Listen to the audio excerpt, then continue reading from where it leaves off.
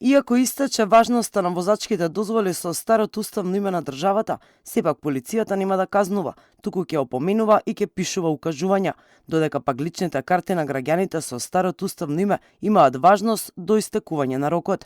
Инаку доколку имате стара возачка дозвола, казната изнесува 100 евра.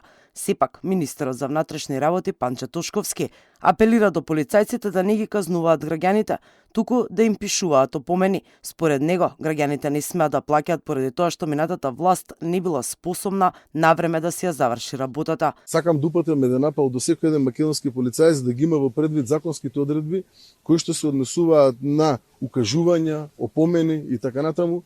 Сметам дека ни еден македонски полицаец не треба да изрече парична казна за овој тип на прекршоци, заради тоа што, пак ќе повторам, македонскиот граѓанин не треба да парично плаќа за тоа што имавме некадарни и немукаетни политичари во минатото.